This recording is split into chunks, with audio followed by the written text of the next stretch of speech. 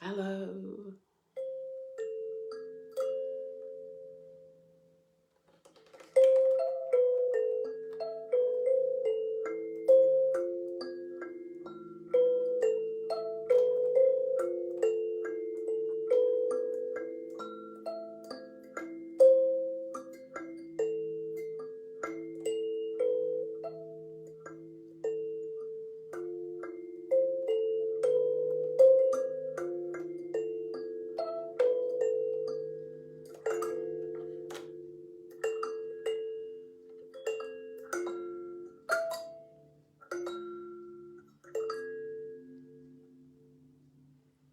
Hello, Susie.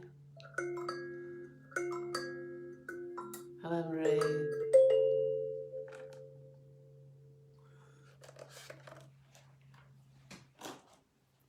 Hello, everybody.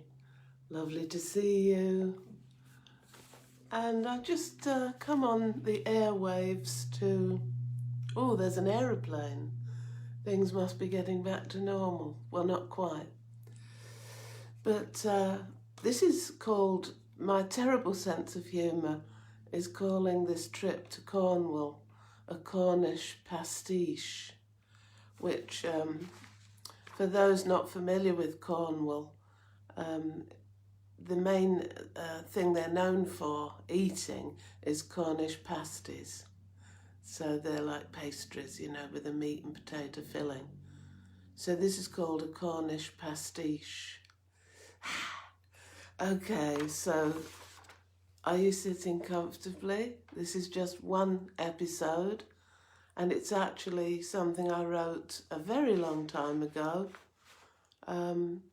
It's actually 1993, so we're really going back on this one. And I include a memory that goes even further back. So, are you sitting comfortably? Then we'll begin. A peninsula on England's rugged southwest tip, Cornwall is a long-revered English holiday destination and haunt of artists and surfers. It has beautiful harbour villages, sandy beaches and wild moorland. Its south coast is even nicknamed the Cornish Riviera. Cornwall is famous for its Cornish pasties, as I mentioned. A meat and potato pasty normally, which the tin miners long ago had for their lunches down underground.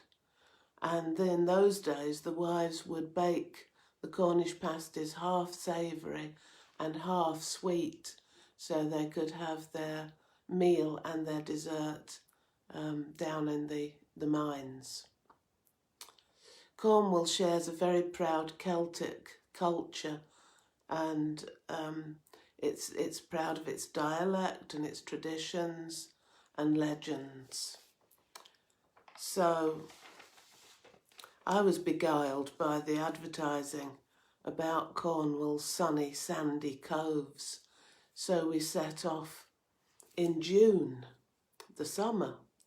We travelled in a Citroën BX with a caravan in tow. We had a neurotic dog salivating on the back seat as we had lost her tranquilizers for travelling, and a 12-year-old son who was travelling with his head out of the car window, regardless of the weather. South of St Austell, we plunged into a network of dark lanes, perversely narrow, and bordered relentlessly by high, coarse hedges.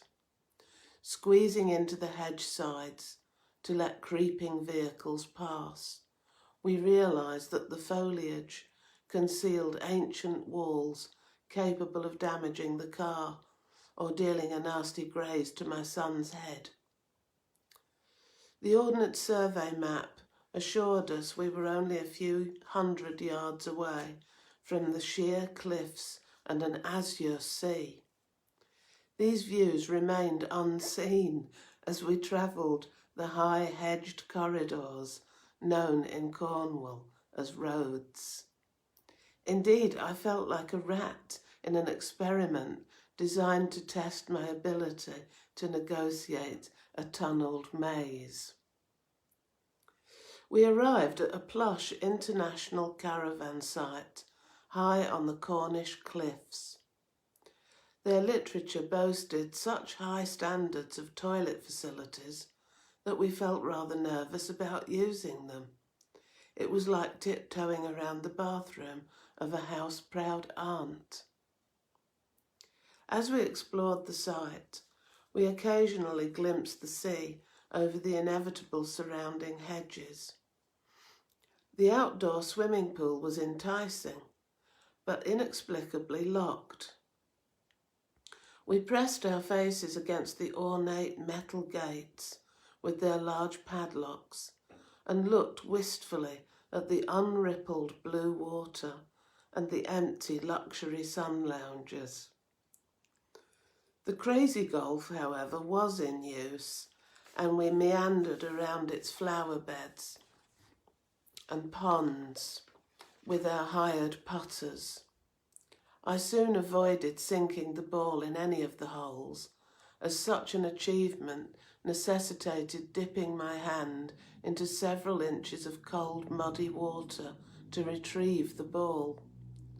Such is the world of crazy golf during a wet summer.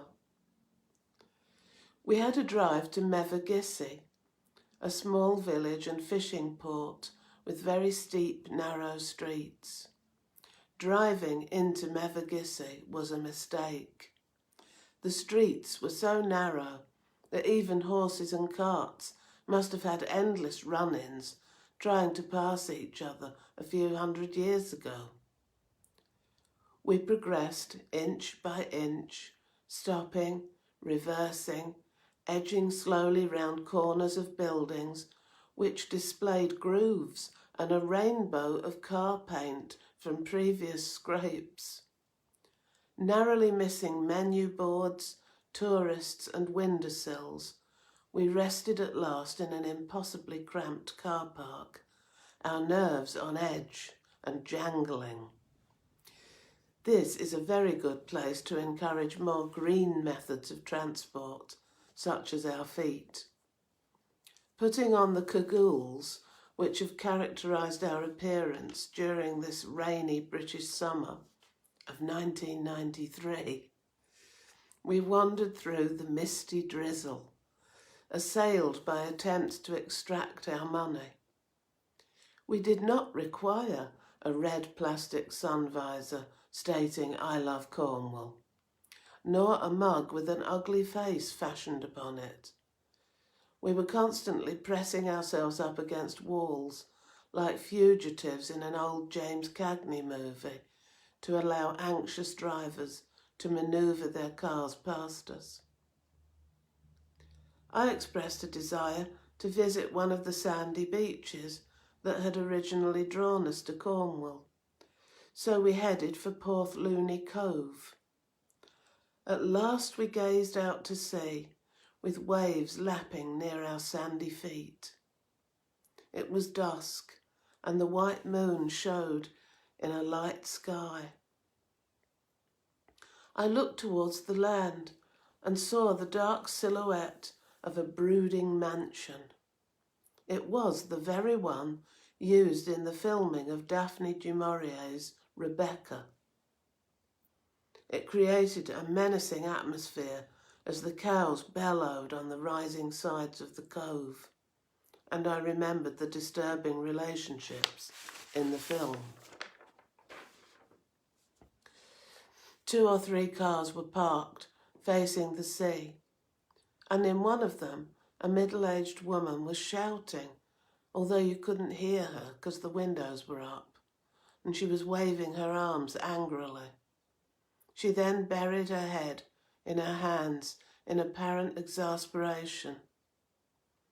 An old woman beside her looked frightened and upset, as if she feared violence at any moment. They were oblivious to the darkly beautiful Cornish evening. It all seemed strangely appropriate.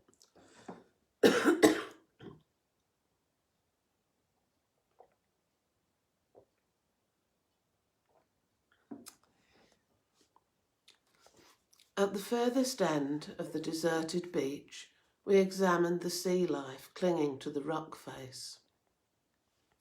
I turned and was surprised to see 4 skinheads in Doc Martens approaching.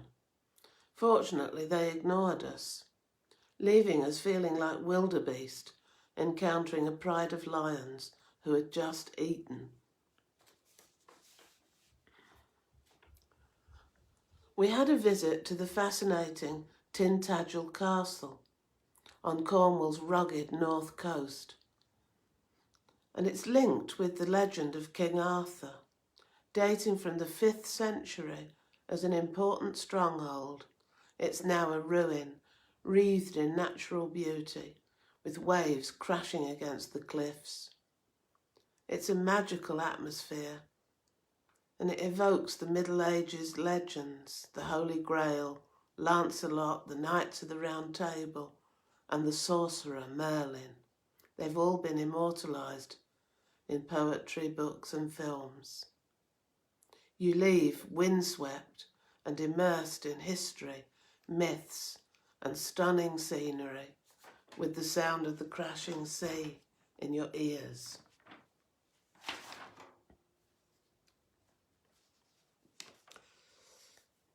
The next morning, a grey cobweb of sea fog enveloped us on the caravan site. My son dragged a windbreak that was now broken to the dustbin, and he actually disappeared after 10 feet. He only traced his way back to our caravan by following the trail of the windbreak marked in the soaking grass. After huddling round the radio weather forecast, we headed east through the claustrophobic lanes. Now I understand Cornish wisdom. The fog hung miraculously above the hedges, which also sheltered us from the wind. Travelling on the open roads again, I was alarmed to see the mist doggedly following us, rolling over the land. When we stopped for lunch, it soon rolled over us again, so we jumped into the car, journeying over hill and dale to keep ahead of it. As we had our lunch, I was remembering long ago, about 1956, at 8 years old, a childhood holiday with my parents spent in Cornwall under the hot sun and blue skies on a beach at Bude, a popular seaside resort in Cornwall. My father had hired 2 small surfboards and taught me how to wait for a good wave, throw myself on top of the board, and then with my arms paddling at the sides, get carried into the shore rather thrillingly.